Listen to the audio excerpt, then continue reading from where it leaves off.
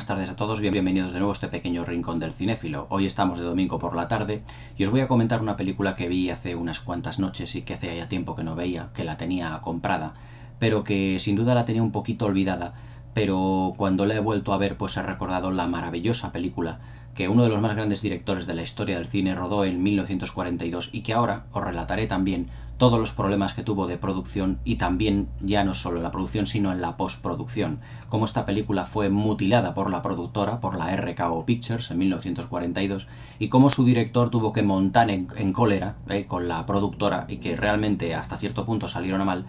porque seguramente hubiera sido uno de los mejores trabajos de uno de los mejores directores también de la historia del cine.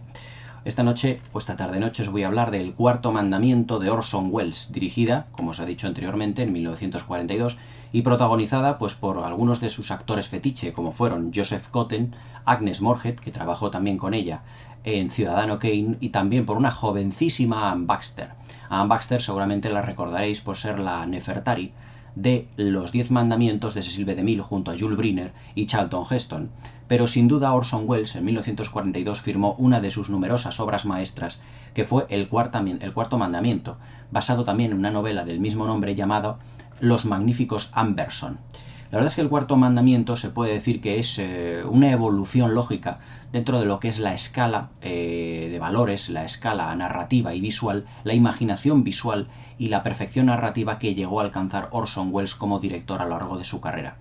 De Orson Welles os voy a contar muchísimas cosas, ya que fue calificado en el año 2002 o 2002-2003 aproximadamente como el mejor director de la historia del cine.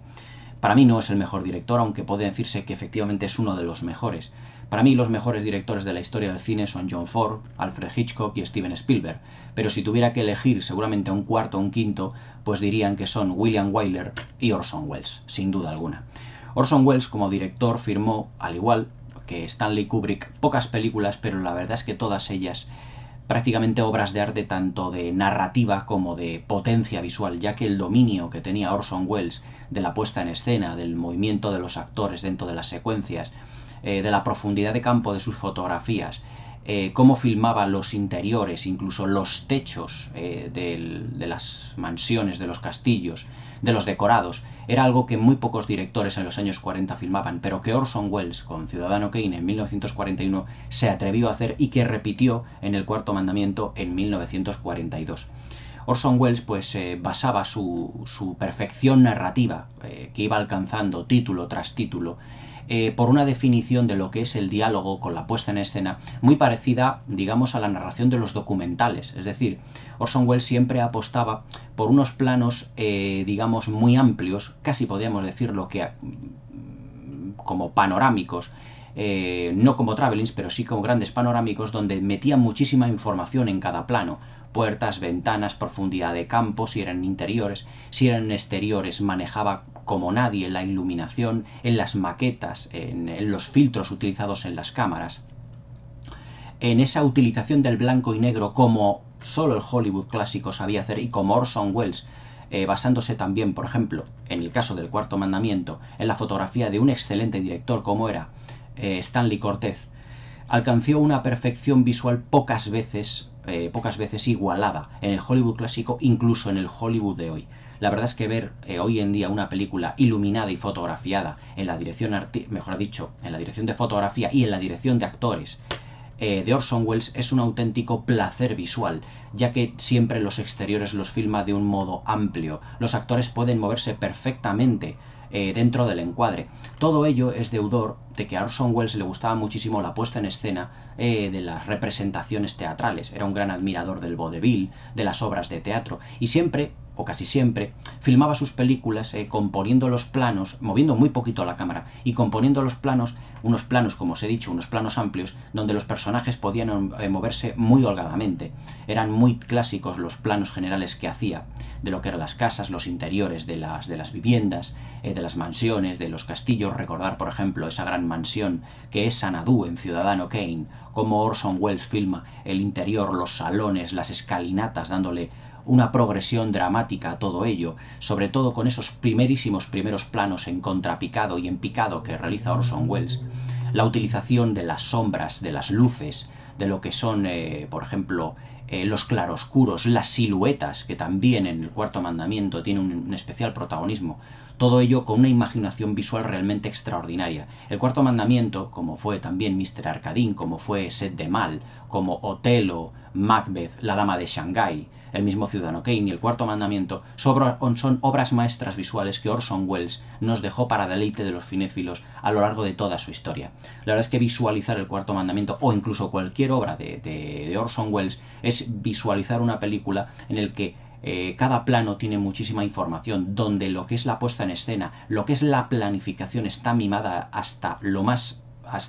íntimo. Es realmente extraordinario visualizar una película de Orson Welles a día de hoy. La verdad es que de Orson Welles se puede decir que fue uno de los enfants terribles del Hollywood de los años 30 y de los años 40,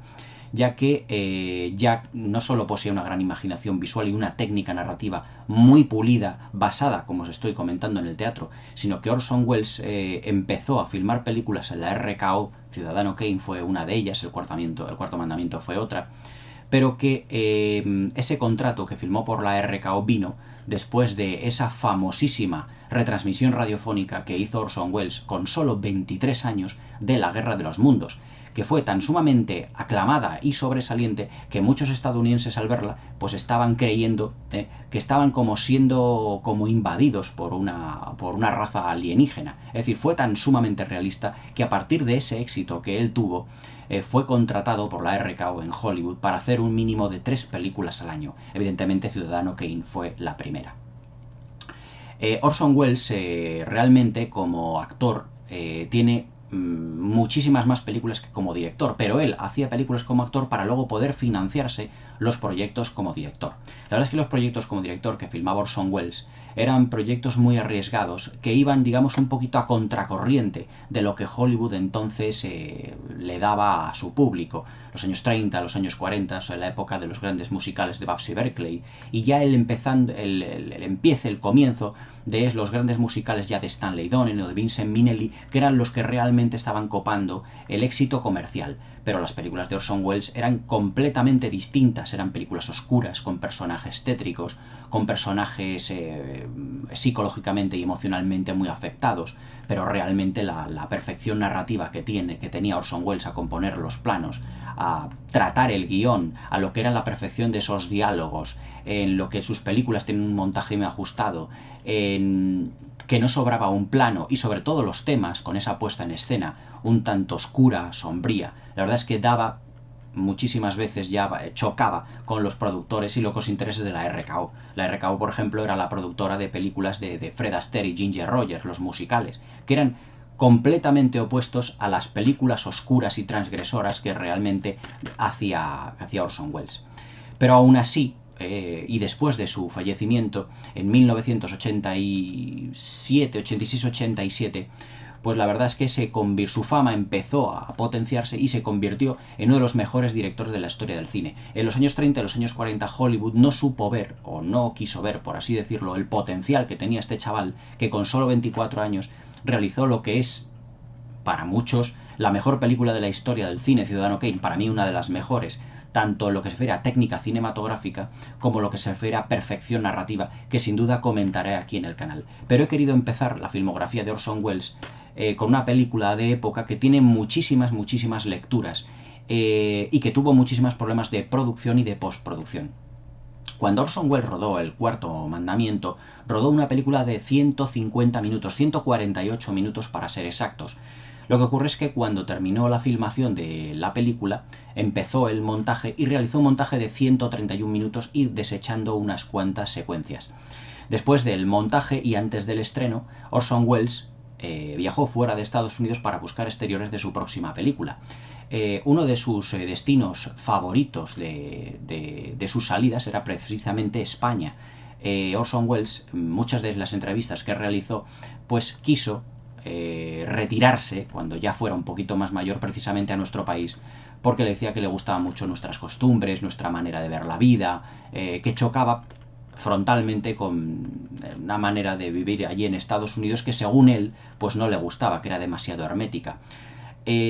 Cuando llegó precisamente de ese viaje Orson Welles para buscar exteriores de sus próximas películas, Set de Mal, por ejemplo, que ya tenía en la cabeza, Cuando llegó precisamente encontró que la RKO Pictures había recortado su película de 131 minutos a solo 88. Es decir, se había prácticamente comido por el camino más de media hora de metraje. Evidentemente, la película que se estrenó en los cines en 1942, según Orson Welles, no tenía casi nada que ver con lo que él había realizado, ya que todas las escenas más cruciales o más sombrías, incluso más oscuras, prácticamente se habían quedado en la sala de montaje porque la RKO había redefinido la película. Entonces, evidentemente, no es que él desechara el cuarto mandamiento o la odiara, ni muchísimo menos. Pero como ha ocurrido muchas veces a los directores de la historia del cine, por ejemplo a Billy Wilder en La vida privada de Sherlock Holmes, que también está aquí comentada en el canal, o más recientemente, por ejemplo, Zack Snyder con La Liga de la Justicia, evidentemente los intereses de la productora chocan con los intereses del director o con la visión como artista que tiene el director. Es decir, que lo que le ocurre a Zack Snyder con La Liga de la Justicia no es ni mucho menos un caso aislado. En Hollywood ha ocurrido muchas veces. Sin ir más lejos, en 1942 a Orson Welles, uno de los mejores directores de la historia del cine, le ocurrió con la RKO, precisamente. Por los intereses, por por así decirlo, la clase de películas con la vis cómica y alegre que tenían muchas de las películas musicales que entonces se realizaban. El cuarto mandamiento y las películas de Orson Welles chocaban frontalmente muchas veces con los intereses de la RKO porque eran demasiado sombrías y oscuras para la época. Reflejaban la decadencia de muchos estratos de la sociedad, problemas emocionales realmente fuertes. Y claro, para los años 40, 1942, con Estados Unidos prácticamente a punto de entrar en la Segunda Guerra Mundial, pues estas películas oscuras y sombrías, pues no oscuras por la fotografía, sino temas un tanto controvertidos, pues la verdad es que no le iban mucho a la productora y a los intereses de Hollywood de aquella época. Pero vamos, en resumen, Orson Welles fue uno de los mejores directores de la historia del cine, nos dejó no pocas obras maestras. Yo creo que fue un genio incomprendido en su momento que generaciones posteriores han sabido valorar y que realmente fue uno de los mejores directores de la historia del cine. Ganó un Oscar en 1941, evidentemente por el guión, ese maravilloso guión de Ciudadano Kane, pero con El cuarto mandamiento y con muchísimas películas más hubiera merecido mayor reconocimiento de la industria del cine y de la industria del Hollywood, en pocas palabras. El cuarto mandamiento, ya fijándonos en la película, la verdad es que argumentalmente tiene muchísima poliedría, es decir, tiene muchas interpretaciones y puede ser vista desde muchos puntos de vista. Realmente la película lo que nos acerca es una doble historia de amor, es decir, Joseph Cotten, el protagonista del film, es un inventor que, no siendo de clase alta, intenta conquistar el corazón de una chica que realmente ella es de una clase muy alta, de la familia protagonista del film, los Amberson, pero debido precisamente a una serie de circunstancias y por su estrato económico y por ser un inventor, digamos, pues no demasiado elitista, como se podría decir, pues su matrimonio pues es por su familia negado ante la sociedad de aquella época en el Indianápolis de Estados Unidos, en el Indianápolis del siglo XIX, finales del siglo XIX, es decir, estamos en plena época victoriana, teniendo en cuenta, pues, si estuviésemos en Inglaterra, pero trasladado a Estados Unidos prácticamente son deudores de ese costumbrismo y del conservadurismo de los ingleses. Entonces, evidentemente, pues a Joseph Cotten se le niega poder casarse con su novia de toda la vida, aunque ella ella sigue estando enamorada de él. Y ella, pues, es obligada, por así decirlo, a casarse con un gran magnate que de aquella época, y tienen un hijo que se podría definir que es difícil de criar, porque es muy mal educado, tienen unas maneras muy bruscas. Y entonces, años después, cuando Joseph Cotten regresa de nuevo a la ciudad de allí, de Indianápolis, al estado de Indianápolis, regresa como un inventor de gran éxito, que también se ha casado y que tiene una hija, que es precisamente Ann Baxter. Su mujer ha fallecido. Y entonces, caprichos del destino, su hija, Ann Baxter, se enamora del hijo, precisamente de su amada, que había tenido con ese señor que había sido obligado a casarse, con ese niño malcriado. Entonces los dos chavales, digamos que se enamoran. A ella, precisamente, su marido, al que evidentemente no está enamorada, fallece y entonces Joseph Cotten y su amada vuelven a reunirse y vuelven, digamos, a enamorarse. Esos son a grandes rasgos lo que es el resumen, por así decirlo, de la película en sus primeras líneas. No os voy a revelar grandes detalles, no quiero que no quiero revelar grandes spoilers, me gustaría que la descubrieseis, porque la verdad es que El Cuarto Mandamiento es una gran película. Pero digo que tiene muchas, por así decirlo, muchas lecturas, porque, por ejemplo, así a grosso modo, algunas de las lecturas que se me ocurren, es, por ejemplo, la película refleja lo que es la evolución y el progreso de la sociedad, en contra de ese estancamiento que tenía cierto sector económico de la sociedad excesivamente conservador. Por ejemplo, Joseph Cotten es un inventor, es un ingeniero, que lo que hace es construir una máquina, es decir, por así decirlo, inventarse un automóvil en contra del clásico coche de caballos que utilizaban las clases altas de Estados Unidos. Por lo tanto, se la ve también como una película, digamos, por así decirlo, de progreso. También cuando el marido de la protagonista, de la chica que está enamorada de Joseph Cotten, fallece, pues evidentemente poco a poco se le van acumulando las deudas de la clase alta. Es decir, se puede también interpretar como una especie como de retrato de la decadencia de las altas clases económicas de finales del siglo XIX en Estados Unidos, y también como, por así decirlo, y ese sería el eje central y la columna vertebral de la película, como una representación de las relaciones sociales que hay entre diferentes estratos de la sociedad, entre la hija, por ejemplo, de Joseph Cotten,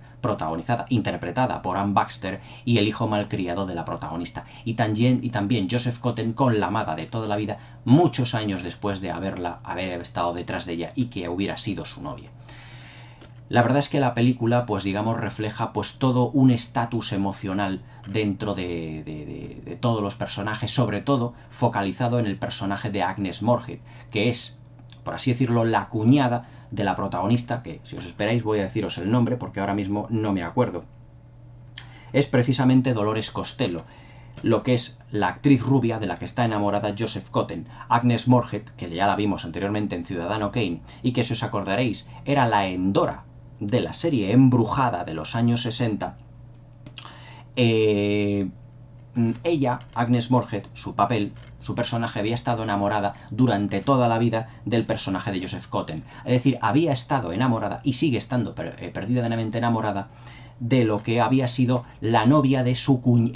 del novio de su cuñada. Y por lo tanto, esa envidia que renace en ella, porque ella prácticamente, digamos que emocionalmente ha pasado completamente desapercibida, porque su cuñada ha sido la gran protagonista, Dolores Costello, la rubia guapa, la rubia rica, pues evidentemente pues queda como relegada a un segundo plano, tanto emocionalmente como dentro de lo que son la vida de todo el elenco protagonista. Joseph Cotten, evidentemente, no sabe que Agnes Moorehead está enamorada de él, y ese dar de lado a este personaje es lo que provoca a ella, uno de los mayores giros argumentales de todo lo que es la trama, ya que ella es la que va provocando poco a poco que el personaje de Dolores Costello y de Joseph Cotten no se tengan que ver tan a menudo. También potenciado todo ello por el egoísmo de su hijo, que ese es el niño malcriado que anteriormente os había dicho. La verdad es que la película pues refleja muchas, por así decirle, todas las emociones que se pueden dar dentro de las relaciones de pareja. La envidia, los celos, la alegría, la amargura, la depresión. Es realmente impresionante ver cómo Orson Welles dirige a sus actores dentro de un plano y cómo son capaces de expresar todas y cada una de las emociones con esa iluminación tan característica que tenía Orson Welles dentro de todas sus películas. La película técnicamente refleja muchísimos planos, está compuesta por muchísimos planos secuencia, donde los actores, como el Hollywood clásico os he dicho anteriormente, y en otros reviews, en otras críticas de este canal, manejaban dentro de lo que son los planos y se movían con gran holgura. Pero Orson Welles, dentro de la planificación, la verdad es que, y de la puesta en escena, era tan magnífica esa puesta en escena que podían los personajes moverse tan holgadamente, reflejando dentro de un plano puertas que se abrían, ventanas donde los personajes entraban y salían con total naturalidad y holgura. Y luego también cómo estaban reflejados varios planos, digamos, de profundidad dentro de un mismo encuadre. Es decir, en un primer plano vemos al actor o a la actriz que está interpretando en ese momento, o él tiene el diálogo principal, y en planos secundarios vemos a otros personajes que están a su vez dialogando y que tienen relación con el personaje del plano principal, del primerísimo primer plano que realiza. La planificación de Orson Welles, como os he dicho anteriormente, siempre se basaba en un plano general muy grande donde los actores se podían mover holgadamente, pero también donde estaban filmados los suelos, los techos, las estancias. La verdad es que la dirección artística dentro de las películas de Orson Welles era realmente exquisita. Ya no solo el modo de reflejarlo y el modo de iluminarlo, sino también en el modo en que también el escenario era, por así decirlo, protagonismo. Tenía protagonismo. Todo eso es deudor de de todos los gustos que tenía Orson Welles, pues por la interpretación teatral, por la puesta en escena del teatro, que sin duda llevó al cine en esos planos, en esos encuadres, en esa planificación tan ajustada que tenía en todo momento Orson Welles. La verdad es que El Cuarto Mandamiento es otro gran ejemplo de lo que Orson Welles podía hacer tanto a nivel técnico como a nivel narrativo. La verdad es que la presentación de lo que son los protagonistas no puede ser más magnífica. Anne Baxter pocas veces ha estado tan guapa y tan hermosa, era muy jovencita en esta película, como en esa secuencia en uno de los bailes que tiene en la casa o en la mansión de los Amberson, donde se presenta el protagonismo, donde se presenta al personaje de Anne Baxter y cómo se presenta también el personaje de Joseph Cotten años después de haberse declarado a Dolores Costello. Ya Joseph Cotten con ya canas en el pelo, pero sin duda con Anne Baxter de protagonista, donde tiene unos planos realmente magníficos, como la suavidad de la cámara cuando se va moviendo Anne Baxter del brazo de su enamorado, que es en ese momento cuando lo conoce, y cómo van, por así decirlo, pasando en las numerosas estancias, cómo filma Orson Welles lo que es el fondo del baile, muy parecido al baile de la Edad de la Inocencia, que yo he comentado hace poco en este canal, pero evidentemente Orson Welles era muy distinto en lo que es la planificación de Martin Scorsese. Martin Scorsese pues nos filma el baile y la presentación de la alta sociedad neoyorquina a modo de movimientos de cámara por una serie de habitaciones siguiendo el movimiento de Newland Archer, de Daniel Day-Lewis. Pero la manera que tiene Orson Welles de filmarlo, pues es con los personajes siempre en un primer plano, en planos medios o en primeros planos, y cómo el fondo se va moviendo, pero siempre en un plano secuencia, es decir, sin hacer cortes en el montaje. Los planos secuencias son deudores también, evidentemente, de la planificación teatral que tenía Orson Welles, sin duda alguna. Dentro de lo que son la parte ya técnica, la verdad es que Orson Welles también era muy exquisito a la hora, por ejemplo, de iluminar también las películas. Stanley Cortez, como os he dicho anteriormente, reflejaba pues, también esos tonos sombríos que tienen muchos de los personajes dentro de la película. La verdad es que la película, bajo mi punto de vista, está dividido más en dos grandes bloques. Por ejemplo, un primer bloque donde vemos la representación de todo ese mundo tan ampuloso de la alta sociedad de Indianápolis de finales del siglo XIX, y luego también ya a partir de lo que es el fallecimiento del marido de Dolores Costello, cómo ya va entrando ese mundo de ampulosidad económica en una gran decadencia de lo que es la historia del personaje de Dolores Costello y de su hijo cuando se van a Europa y cuando deciden intentar olvidarse del personaje Joseph Cotten, los dos cortando emocionalmente las relaciones que tenían y todo ello causando una gran depresión en el personaje de Dolores Costello. El personaje de Anne Baxter, la verdad es que es el personaje femenino que muchas veces más destaca por encima del Dolores Costello, ya que se estaba intentando visualizar en esta película el potencial que tenía de actriz y que luego se reflejaría en toda la filmografía que tenía Anne Baxter. Anne Baxter para mí es una de las más grandes actrices que el Hollywood clásico ha dado y también una de las más bellas y de las más elegantes. No solo realizó un personaje realmente magnífico en el Cuarto Mandamiento, también posteriormente, como en los 10 Mandamientos, como es la película que os he comentado también dentro del canal, que la tenéis aquí. Poco más se puede decir, la verdad es que de esta película, que para mí es una de las más grandes películas de época de la historia del cine y una de las obras maestras indiscutibles de Orson Welles. Todo lo que es la puesta en escena, la fotografía, la narración, o sea, la manera que tiene de narrar, que a veces incluso parece un documental la película. Por ejemplo, recordaréis muchos de los trocitos narrativos que tiene Ciudadano Kane, que está filmada como si fuera un documental, en la que muchísimos personajes van narrando la historia del personaje de Ciudadano Kane, de Charles Foster Kane. Pues precisamente en el Cuarto Mandamiento la manera que tiene de narrar y de filmar es similar, no tanto al estilo documental, aquí es más, porque evidentemente es más una película de época, pero sí que, por ejemplo, lo que hace Orson Welles es dejar muchas veces la cámara fija y dejar que los personajes marquen su diálogo y el ritmo y el tono de todos ellos, componiendo la imagen con una iluminación muy característica, los tonos sombríos, que reflejan muchas veces el estado emocional de los personajes. La verdad es que en la puesta en escena Orson Welles